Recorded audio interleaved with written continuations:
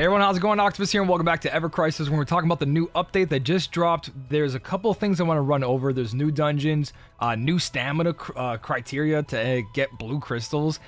There's new content. There's a high score challenge coming up. If you guys are around for Union Cross, you know what that is. But basically, there's going to be a leaderboard quest going on that's going to be good for free-to-play and for pay-to-play players, just for something to do.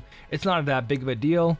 It also depends on what kind of rewards they give in the future, but the rewards right now seem pretty decent. So I'm going to talk about the update, things you might have not noticed, things that are coming up, and things that are ending, all in this video.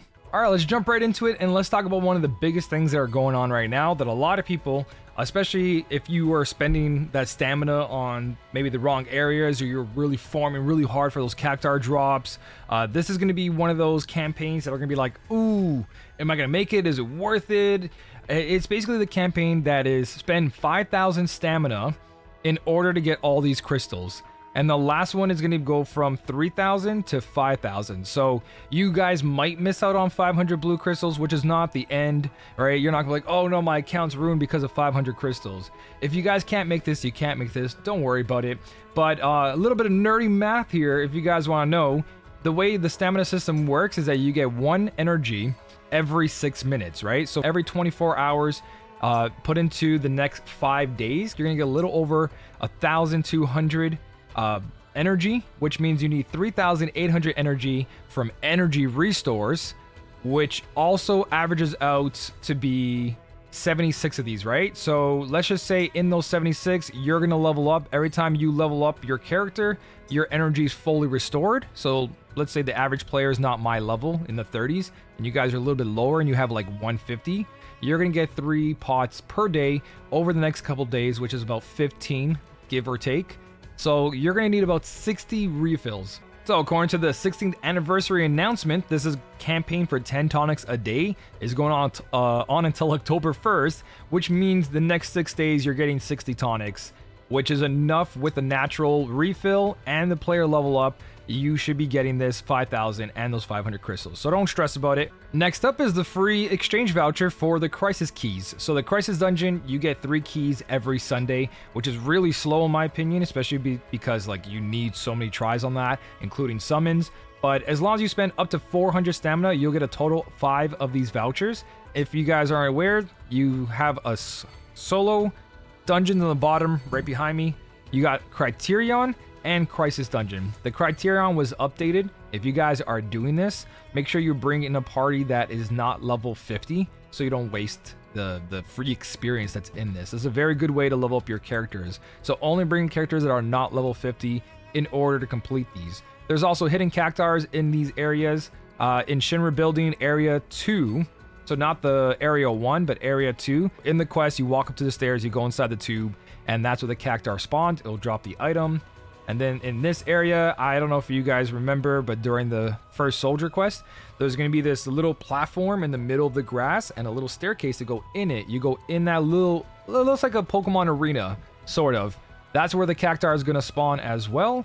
And in the last area, in the cave, when you guys are walking, it's all the way in the bottom left of the map. It's kind of like where you can slide down or you go around. Bottom left of the map, you'll see there's a little area there. Go right against the edge. It's kind of going towards like a water. That's where the last cactar is. So that's pretty much all you need to know for those. Everything else, you can open up the map and see where the chests are and see where the enemies are. Just know that there is new cactar spawns. I might make YouTube short videos showing that. If you guys want to see YouTube shorts, which is like quick guides, I can always pop those open. But the Crisis Dungeon keys, there is a glitch where this might be locked and you have to complete the Criterion. Some people have it unlocked. I had it locked, then I had it unlocked. So if it's locked for you, just play the Criterion and come back. But we got new Crisis, Shinra Building, the Ruins, and the Cave over here. These are pretty much doable. That doesn't end, it's permanent, so don't worry about it. Hitting that 114, you don't have to. You can beat this under the 114. Just make sure you try to get that S+ first time reward, because when you rerun these, it's not really worth it. I'm only really worried about these Crisis Dungeons being updated, that when they release new summons, they're going to tell you to come back here and do this. Like the current summons say, hey, complete normal mode on S+, complete hard mode on S+, and you're like, oh no, I gotta rerun these and waste my keys instead of waiting for new dungeons, because this is where you get mithril ore to make your weapons level 90. The keys are here, and this is where you use the vouchers. So I have a total of 4 vouchers. I can keep these forever because there's no expiry date on them. It says none. These also drop, Crisis Dungeons also drop new materia. So the new materia that just came out is actually pretty cool.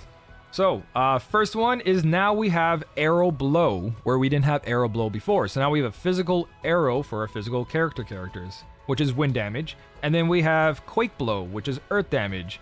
So now we get to craft these 2 new attack spells.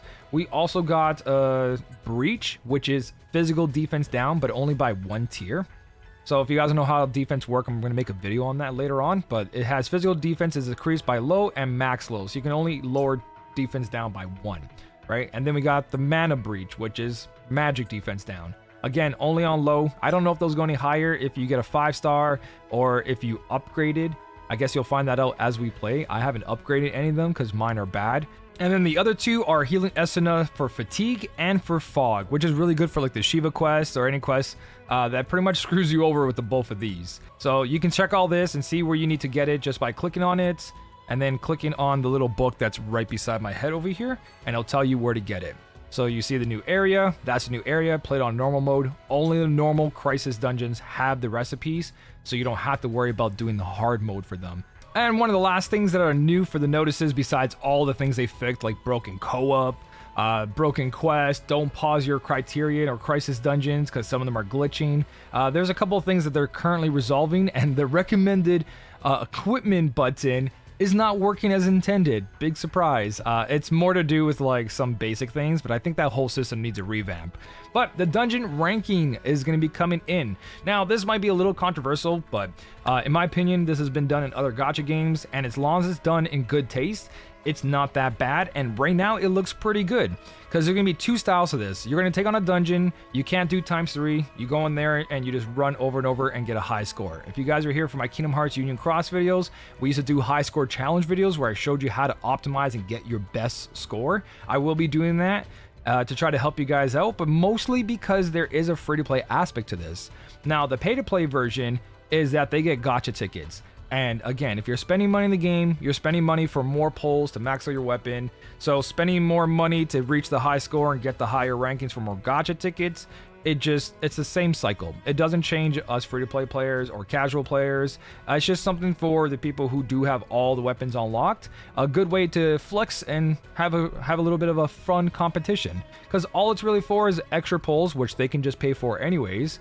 A title, which is cool, you know what I mean? You have one of the best characters out there, you got the title, and they get extra blue crystals, which again, to them, doesn't really matter because they can just buy more if they wanted to, depending on the limits that they have, right? So a bonus for supporting the game and reason why the game still runs is a nice thing to see. Now, the free-to-play aspect of this, depending on the score you reach, you will earn score achievement rewards such as event exclusive player icon and blue crystals. All you gotta do is hit a certain score threshold. Let's just say the score threshold's 100,000. If you get to 100,000, it doesn't matter what all the other players are doing. This is your personal achievement. If you get 100,000, you'll get blue crystals and you'll get a title. So free blue crystals just for doing this event, which just means more blue crystals. So we're gonna go in there and just try to hit that. Everyone else, they can compete for the big score, the big gacha tickets, right? Which is all RNG on top of it, because it's still just a gacha ticket, and that other title. But for us, just for completing the event and getting a certain score, which should be pretty easy for most free-to-play players, depends how they do it, it's just free rewards. So I'm actually okay with this style, as long as it's not like exclusive character skin or exclusive weapons. That's where the pay-to-play starts being like, okay, well, this kind of sucks, right? Especially if it's a high score challenge and the free-to-play aspect, there is a weapon you can get, but it's so hard to get that score that it's almost impossible, is when these events start getting like kind of bad, right? But for the most part, this is just extra rewards, a little bit of competition, a little bit of fun. It shouldn't be that bad. But besides that, everything else, little updates, stuff are ending on the 28th is the draws. So if you're still planning to pull for Aerith, Cloud, Tifa, or Red 13 stuff here, you are about 6 days away. So when that campaign ends for the stamina, for the crisis dungeon keys and everything else, when they update the high score challenge, this is all going to be changed. So I'm thinking that the high score event that they're going to have might be on the release of a new banner or release of a new character. Who knows? They might be like, oh, if you use this new character, you get bonus score. We'll see what happens, but just keep that in mind. All these things are ending.